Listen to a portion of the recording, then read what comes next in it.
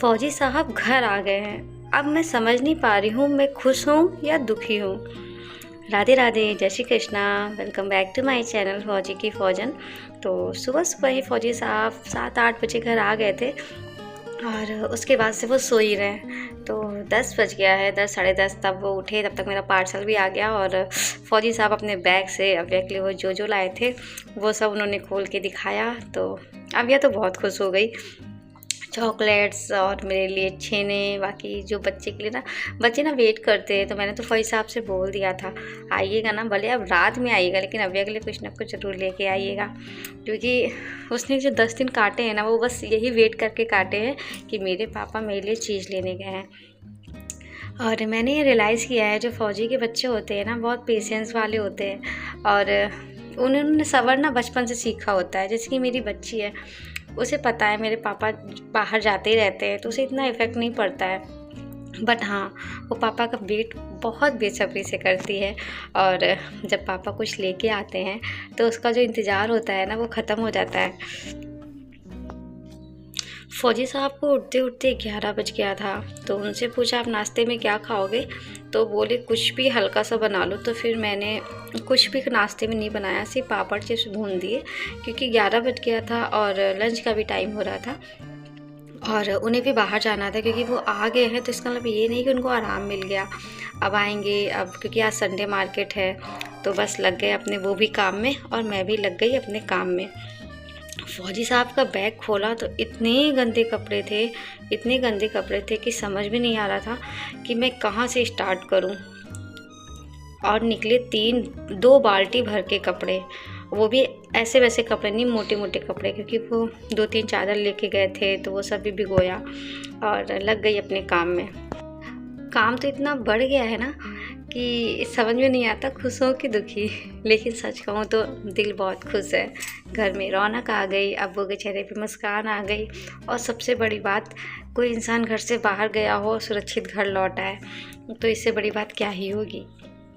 तो मैंने कपड़े भिगो दिए थे। उससे पहले मैंने सोचा कि खाना तैयार कर देती हूँ, सब्ज़ी बना के रख देती हूँ, आटा लगा के रख देती हूँ ताकि फ़ौजी साहब भी आएंगे तो खाना खा लेंगे और मैं भी थक जाऊँगी कपड़े धुलने के बाद, तो खाना बनाने का मन नहीं होगा। बट अब पूरे प्रॉपर रूटीन में आ गई हूँ। जितना आराम किया है ना 10 दिन मैंने, तो अब उतना ही तो काम तो करना ही पड़ेगा।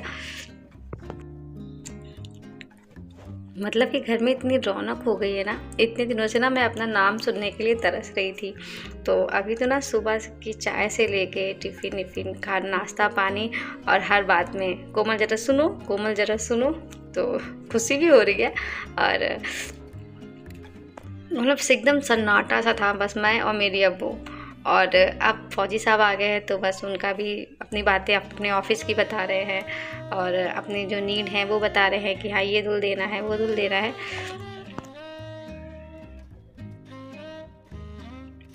पहले जब ये नहीं थे ना तो मैं थक जाती थी बट किसी को बता नहीं पाती थी। लेकिन अब जब ये आ गए हैं तो थक तो अभी भी जा रही हूँ, लेकिन थकने का टाइम नहीं है।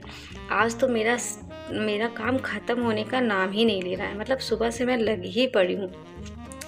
पहले इनका नाश्ता पानी बनाया, फिर कपड़े भिगो के रख दिए, अभी खाना बना रही हूँ और उसके बाद खाना खाएंगे, वो सब काम करेंगे और फिर ये सब्ज़ी लेके आ रहे हैं। तो सब्ज़ी सेट करने में भी बहुत टाइम लग जाता है क्योंकि मैं एक सब्ज़ी धुल के रखती हूँ।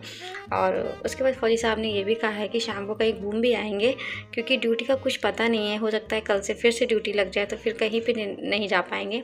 और अव्या का बहुत मन है कि बहुत दिनों से वो बाइक पर नहीं बैठी है, तो उसको लेके जाएंगे कहीं शाम को। इसलिए आज का दिन तो मेरा बिल्कुल पता ही नहीं चला ये काम कहाँ कब ख़त्म होगा मेरा काम। पर सच कहो ना तो आज मुझे थकान लग भी नहीं रही है। आज मुझे अंदर ही अंदर मैं बहुत खुश हूँ क्योंकि इतने दिनों से इंतज़ार कर रही थी। मतलब समय कट नहीं रहा था, पागलों की तरह बाहर बैठी रहती थी, कहीं टहलती रहती थी। बट आज मैं भी इंगेज हूँ क्योंकि दोपहर में सारी लेडीज़ अपने अपने घर पे रहती थी और मैं बस बैठी रहती थी बाहर। लेकिन आज मैं भी अपने घर में इंगेज हूँ। किसी ने सही कहा है, घर में रौनक इंसान के होने से होती है और मेरे घर की रौनक तो मेरे फौजी साहब और मेरी अव्या ही हैं। तो थकान महसूस ही नहीं हो रही है और मैं खुश हूँ। और बस यही चाहती हूँ अब ये ना जाएँ, बट आते आते उन्होंने बोल दिया कि शायद हमें मुझे कुछ दिनों में फिर जाना पड़ेगा। तो बस प्रे कर रही हूँ कि नहीं अब ये ना जाए, क्योंकि होली भी आने वाली है और मेरी एनिवर्सरी भी आने वाली है और मैं नहीं चाहती इन दोनों चीज़ों में से किसी भी एक चीज़ में ये ना हो।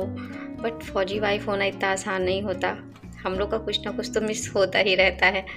तो शाम को आ गए थे हम पार्क में और अव्या ना बहुत खुश थी, बच्चों की छोटी छोटी खुशियाँ। और अव्या के पापा भी बहुत खुश थे क्योंकि बहुत टाइम बाद वो अव्या के साथ टाइम स्पेंड कर रहे थे। और आज फिर हमने एक चीज़ खरीदी और फौजी साहब ने कहा ठीक है तुम इतना वीडियो शूट करती हो तो ठीक है तुम्हें एक चीज़ खरीदवा देते हैं। तो आज हम फिर अब मार्केट गए, हमने भी आज ट्राइपॉड ख़रीद लिया रिंग लाइट के साथ। तो इसका रिव्यू भी हम आपको देंगे। और अगर आपको मेरे वीडियोस अच्छे लगते हैं तो please share, subscribe and comments ज़रूर किया करिए। बस छोटी सी शुरुआत कर रही हूँ मैं। Bye bye.